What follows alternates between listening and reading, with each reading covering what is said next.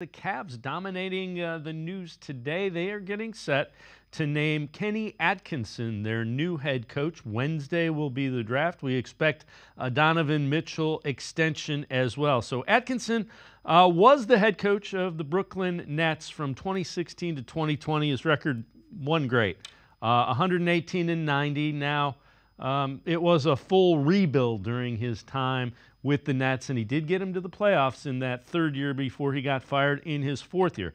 Last 3 years, he's been an assistant on Steve Kerr's staff with Golden State Warriors. Tim Doyle from CBS Sports HQ on if Kenny Atkinson is the right coach for the Cavs at this time. Kenny Atkinson seems to be a perfect fit. Guy got D'Angelo Russell to be an all-star. It's up to Karis LeVert and Jared Allen to keep Donovan Mitchell there. If they keep Donovan Mitchell there, they're not that far away. They go grab one key free agent.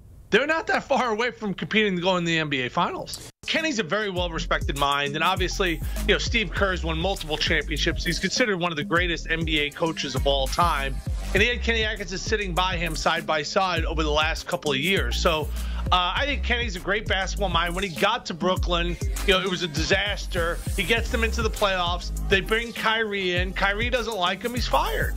So that's the NBA. With that, let's welcome in Sam Amico from hoopswire.com. So, Sam, who is Kenny Atkinson, and what kind of coach are the Cavs getting set to hire? Yeah, he's a veteran coach, obviously, 56 years old, not a super young guy, but has had a lot of different experiences, as we heard just there, not only the coach of the Nets for a while, but also was with Doc Rivers for a year with the Clippers, and then went on to Steve Kerr with the Warriors. And, just a guy who's been around and been around the league, and people know who he is. And I think that's who the Cavs wanted, was a guy who, had some experience not only as a head coach, but had been in winning situations, obviously in a winning situation with the Warriors there for a while.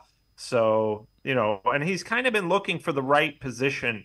Was offered the Hornets job a few years ago, accepted the job, and then turned it away. So, I think that he just felt at that time it wasn't the right job. And, now with the Cavs feeling confident that Donovan Mitchell's going to be back, obviously I think Kenny Atkinson thought, yeah, this is finally the place for me, the job for me. And, he's just a veteran coach who's really been kind of respected for his offensive mindset, particularly getting those Nets into the playoffs, which that year they were really undermanned, and people thought that he did a very nice job getting them into the playoffs. And of course, was the last coach fired before the league shut down because of COVID. So he is an offensive mind, and the thought is he can find a way to make this offense work.